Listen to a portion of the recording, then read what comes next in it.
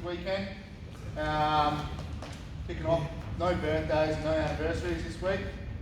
Update on next week's work. So we got 4 crews on night shift all week, some more stippers, some more projects, test next and the likes that we've been doing the last couple of weeks. Switching previous week's toolboxes. Yep, so I think we're all aware that we had 2 feeders drop off last week. Bit of information from the background. So the one where we were doing tree clearing and the Ceph dropped out. Turns out there was a missing trip leak relay in the sub. I'm not sure what that is, but something out of our control. So that's being investigated as far as I'm aware. The other boys were all testing and energising a transformer for a new subdivision. Dropped out a feeder also, which we're suspecting a transformer fault. So just wanted to highlight to everyone that stuff can go wrong that's out of our control. So make sure we're vigilant, make sure we're doing our checks correctly and covering our own asses, you know. Apart from that, that was about all that came out. Fuels, that's enough. Yeah. 153 days since our last switching incident. So, yeah, keep the focus there, guys. Switching alert 509. Yeah, that's me. So plenty of switching on the Dow Keith 11 kV. So while the switching, the coordinator missing item to place are 18282 or 20552. And so accordingly, the R82. Okay. Yep. The reclosure trip when the DF13467 was open using interrupters and the feeder was tied to another feeder at that point. So HV controller checked everyone was clear, placed the controller to the correct setting and continued switching after that. So loss of supply for 220 customers. So event highlights the importance of preparing unplanned switching correctly and the importance of changing projector setting groups when it is required. So obviously network control, just a little button there guys. Shows why it's important for us to understand switching very well, because out in unplanned event, you're the one that's assisting, not helping them out. So if the crews are focused and knew what was going on, they may have saved that from happening, saved the knock controls as well. It was funny because we're doing the low switch, I think 2 days after that, and that same feeder, the same controller with the same settings. He let go and talked to him on the phone, so yeah. They were in that time, That right? was interesting. Yeah, it was. DS incidents, near misses and hazards. So you got all that, Brian? Yeah, so the first one I got was reported by Corey. It was about conductor braking while pulling through a new conductor. So they're pulling through new 275 alley conductor using the old steel. Steel conductor snapped in multiple spots while they're pulling it through. So they did discuss it before the job and they had controls in place as this was one of the hazards. There was no injuries, no damage to anything, but I think next time we'll try and work something out a bit better. Pulling up through with the steel conductor, so that's all we've got on that one so far. We've got a report from Aaron Kendall, who's hurt his knee. Getting a scan this morning, aren't you? So Aaron was leaning into the truck to grab his lunch. He stepped onto his right leg and felt a crack and pinch in his knee area. A few steps, the pain was unbearable, he could no longer put any weight on it. Anything to add on it? They've got a pinch one of meniscus, which is a tendon between the knee and the shin. Just inflammation, really. All that weight. Yeah, it was just twisting when you're getting out of truck. I don't know what I want to say, just old age. So something as simple as getting in and out of truck when he's hurt his knee. So it can happen for everyone, right, guys? Tim Page has reported broken A-frame for the fault locator. So one of the probes on the A-frame fault locator has broken off while they're putting it into the ground, having a look. For a HD screen fault that we've been down, I believe they've been fixing it. There's no further information here about that one as well. And the other one was the report for that transformer fault where they tripped the feeder by Matt Muchamore, as Nick's already discussed. Now that one is getting investigated on the 14th, which I believe is next week, and find out what's actually happened there as well. So that'll be good to know. That's all I got. It was just some general depot stuff. The current higher Triton utes don't have electric brakes, so be mindful. I think we're just going to say we're not towing at all with that. Pretty well, yeah. I don't think there'll be many instances where we could anyway. Everyone will be aware, over 750 kilos, you need brakes. Mick's put a bit of, what do you call it, sticky sign on the dash of the shared ute. The only other 2 utes, mine and 2 utes. And we've got 11 spec vehicles on their way to replace them, so only be hopefully only a month or two. Yours don't have the back there? Okay. I'll maybe stick something on yours as well, Corey. Yours gets knocked out a little bit. Just keep that in mind, because there's nothing sort of tells you if they're there or not, other than if you go looking. So. Cool. Apprenticeship watch. So I believe the apprentices start today at training centre. They started yesterday. Yesterday. First day here is 5th of July. 5th of July. So just a bit of info around that. I don't know if any of you guys have managed apprentices or not in the past, but there's been a bit of a change to the directive in managing apprentices in that the apprentices are not permitted to operate EWP at all until they've done their training and got a logbook to go through the sign-off procedure of getting their licence for EWP. So previously they used to be able to operate an EWP with someone in there supervising. That's not the case anymore. They're still going with us, right? Yep. Yeah, just can't operate, yeah, until they've done their training and got their logbook. Yep. So just keep that in mind. Mark is setting up an apprentice training board, which will have a supervision table, training schedule and completed training and competency table, and that'll be in officers through here.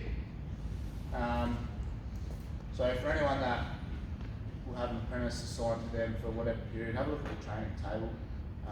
It's quite good. It basically just states what they can and can't do, direct supervision, sort of, some of the things that we need to put in place to make sure that they're safe, getting looked after correctly.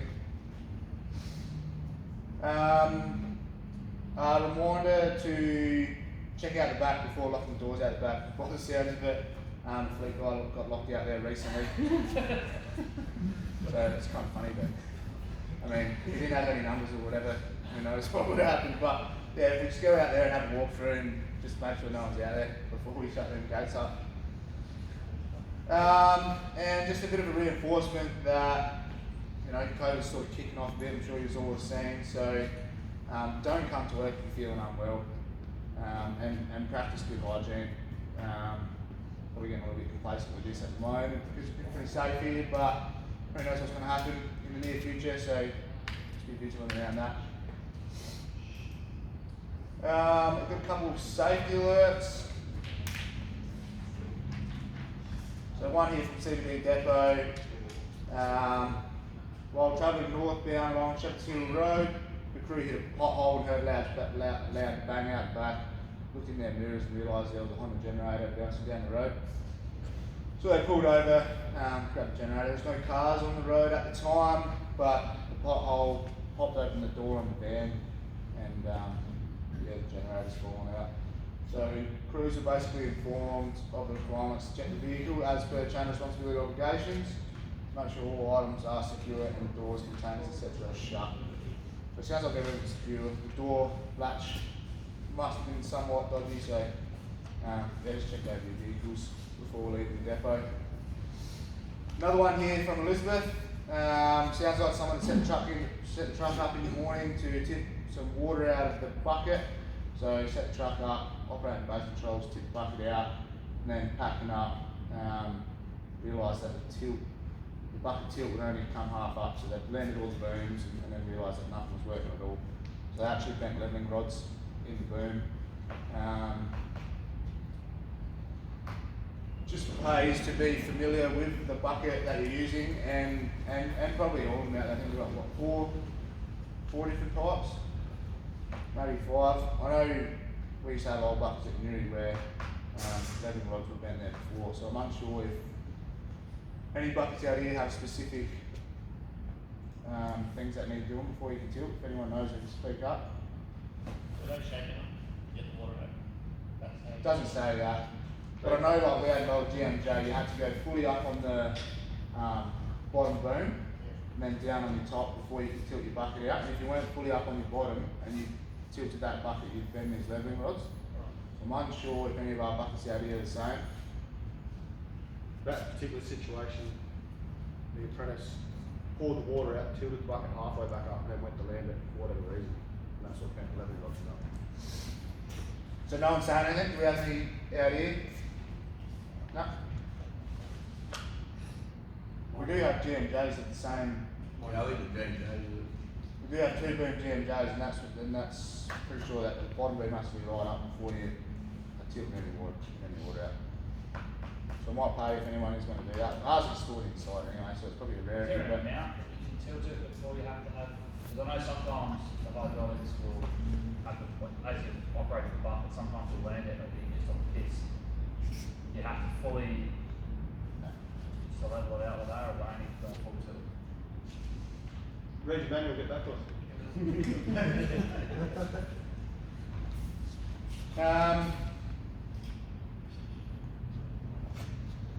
Then we've got equipment standards board and Jimmy. Yeah, so there's been a number of possums breaching across the new poly insulator strain insulators on the 33 and 11. So this bulletin is just to let us know that in certain areas that we've got to go back to the old disc insulators. So the areas are affected. Port Augusta, Flinders Ranges, Mount Remarkable, Clare, including Angaston, Gilbert Valley, Barossa, Mount Barker, Victor Harbour, including KI, Noarlunga, Upper South East, like south of Keith, and the lower South East.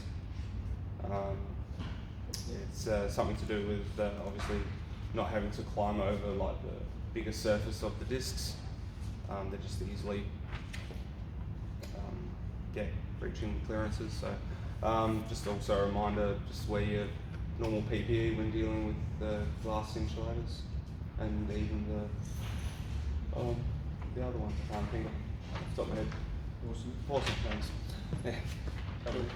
We should have that picked up before it goes to you guys, and probably something on the folder. But we probably won't order them if it's in that area, but it's just a good reminder if we do miss it. Chuck up your glasses. Or if you're on breakdowns. Yeah. That's all I got. Did I get any of that? Okay, Mark. I've got a couple of things. As a neighbour report come through, didn't get read out this morning, so it wasn't in there for whatever reason. Craig Knowles, you reported, I think it was a Rio cage was sent back, come from Madden. The timber barrier, which was stopping it from rolling, was unsecured. So just a reminder, if we're using timber barriers, which is the right thing to do, that actually needs to be strapped down as well or tied down to the rope, because if that comes loose, it bounces off, hits a car. So that come back from Madden. Bruce jumped in and took it down there. So Bruce is also responsible for checking around his vehicle before he leaves. But whoever drove back from Madden should have also done it the right way. So there's that. Something else. If you sent an email from Bowie, if you missed Cobbs's chat the other morning, I think most of us were here, but some weren't. Can't remember the day that is, but you can Teams on to watch Richard speak again. Okay, there you go, tomorrow at 8 AM. So keep an eye out for that if you missed the chat the other day. And lastly, just trucks, make sure we're keeping them clean.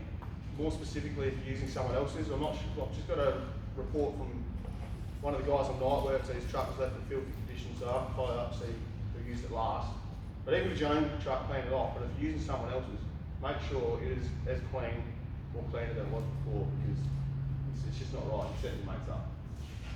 Alright, and also part of that, I believe, is connected. There was a green bin full of rubbish, basically, with a couple of items we put back in the stores, dumped in Greeny's returns pallet.